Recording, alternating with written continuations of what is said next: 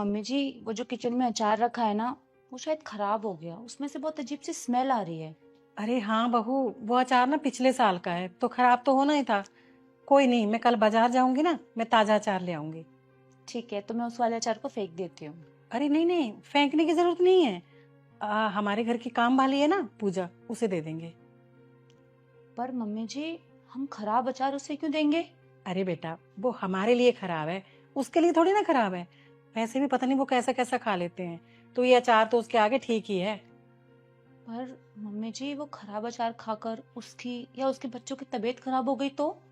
अरे तो उससे हमें क्या। अरे उसका काम वो जाने। हमें तो अच्छा और ताजा अचार खाने को मिल रहा है ना। तू निकाल के रख दे, वो आएगी तो दे दूंगी मैं उसे।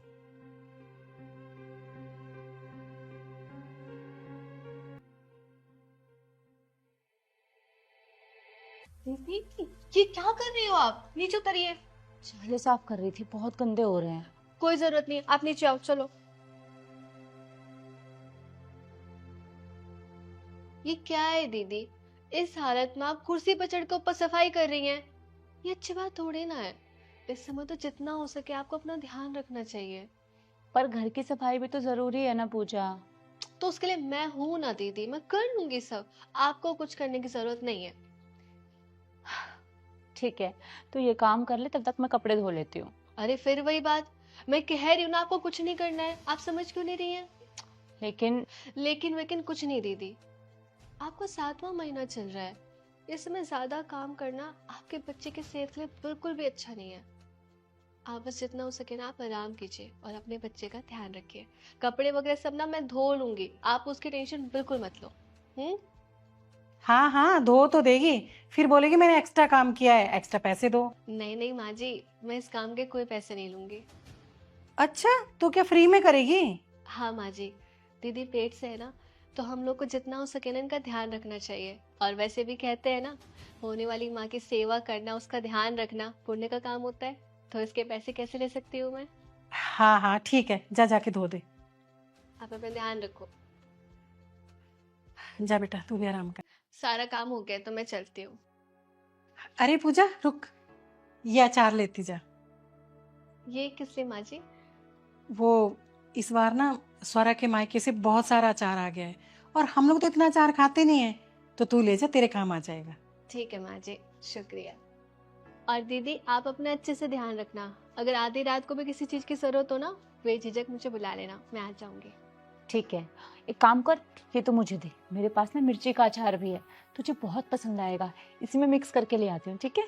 जी दीदी। ये ले। शुक्रिया दीदी, और ध्यान रखना आप अपना।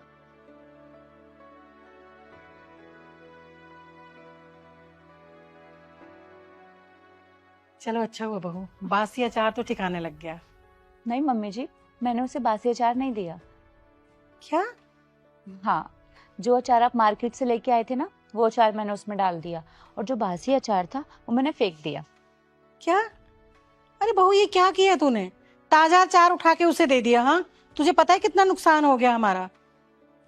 माँ जी, आपको अपने जरा से नुकसान की तो इतनी चिंता हो रही है, लेकिन आपने एक बार भी ये सोचा कि वो बासी अचार खा के पूजा या पूजा के बच्चों की तबीयत खराब हो जाती तो उसे कितनी चिंता होती? जो चीज हम खुद नहीं खा सकते, वो किसी और को कैसे दे सकते हैं हम लोग? वो भी उस पूजा को जो हमारे लिए कितना कुछ करती है। और माँ जी, आपने देखा नहीं वो मेरा कितना ध्यान रखती है। मुझे परेशानी ना हो इसलिए वो एक्स्ट्रा काम भी करती है, और उस एक्स्ट्रा काम के बिल्कुल पैसे भी नहीं लेती। जब एक माँ एक होने वाली माँ का इतना ध्यान रख सकती है, जो बच्चा अभी इस दुनिया में आया भी नहीं, उसके लिए इतना सब कुछ कर सकती है, तो मैं उसके साथ गलत कैसे होने दूं? आखिरकार वो भी तो एक माँ है, उसके भी तो बच्चे हैं ना। हाँ बहू, तू एकदम सही कह रही है। अरे मैंने तो इतना सब कुछ सोचा ही नहीं। जो इंसान निस्वार्थ भाव से हमारी इतनी सेवा करता है, उसके साथ भला हम गलत कैसे कर सकते हैं? बेटा, मैं तो तुझसे भी गलत करवा रही थी, मुझे माफ कर देना। अरे कोई बात नहीं माँ जी। आज से ना हमारे घर से पूजा के लिए जो भी चीज जाएगी, या किसी के लिए जो भी चीज जाएगी ना, वो अच्छी जाएगी और अच्छी नीयत से जाएगी। ये हुई ना बात।